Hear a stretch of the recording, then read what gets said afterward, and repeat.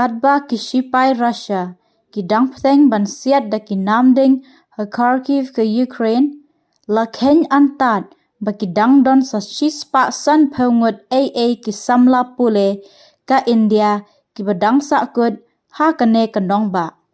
Kine ki shispa san phongut ki Samla Pule ki la Sahkut ha hostel ha kanong ba Kharkiv. Ha kaju kapor ki bor ba daipet ke Ukraine ki la yatho ba kilas dang ban penken riano ki Samla Pule bari kenthop ya Kiba na India na Kharkiv shaka jaka ka bakham shngan. Ka wei na ki yeng jong ka Karazin National University ha Kharkiv kala plo ha ka sngi balang ha den ba kala sha siat ha u nam deng ka Russia. Ha ka ju kapor unong mi khmat ka Russia sha India ula kadau ba ka Russia kala shimkhia ya ka jingkar pat ke India pan penken riano ya ki nong shong shnong na ki benta lammi ngi ke Ukraine.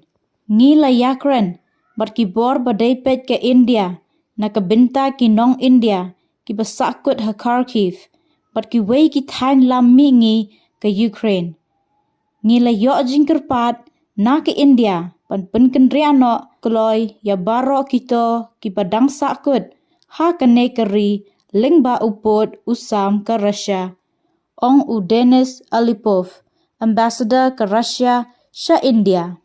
Ha ka wei pat ka liang, ka kenhun jong ki he sarkar ka India, ki lapoi ha ka nong ba Belgorod ka Russia, bat kine kim la ban lech sha ka nong ba Kharkiv ka Ukraine, na ka benta ban penken ria ya ki nong India ki badang Sahkut, na mar ba ka jur palat ka jing ther bom. Ha ka sngi hat majai uladan uwei Samla Pule ka India balayap na ka jing kharwit namding ki sipai ka Russia ha Kharkiv. Na ka liang jong ka Russia kan sa tokit halor ka jing yap Samla Pule doktor ke India badang don arphawai snem karta ha Kharkiv ka Ukraine. Yathu ambassador ka Russia u Denis Alipov. Navin Shekarapa ubala let Pule doktor ha kasnem ka basaw ha Kharkiv National Medical University ulayap ha ka jing siat ha ka nongba ka badon mi ngi ka Ukraine ha ba udang mi ban let hit jing bam. Katkum ka jing yutho ki parlok Navin ki laong ba ula let ban hit jing bam bat udang yeng lan shabar ka dukan ha ba ula sha siat ki nong sakhi ki le yatho ba ka Russia kala siat ya ka wei ki yeng sarkar ka badon marjan. U Foreign Secretary ka sarkar India u Harshvardhan Shringla ula yatho ba kampat shai ka rukom yap jong u. Ngakwa ban penpau ka jing sngaulem sha ki ba ha yeng hasem u Navin. Bat sha kari India barok ka wei halor ka ne ka jingjia pas ngausi. Ong u Alipov habakren hakinong pathai kubor.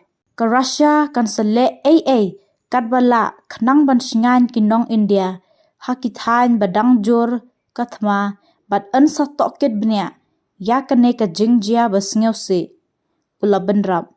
Kilodon palat lais pa angut ki briu balayap ha Ukraine nadu ba ki sipai ka Russia ka lahir Thma ha ka arpheu saw tarik urampang.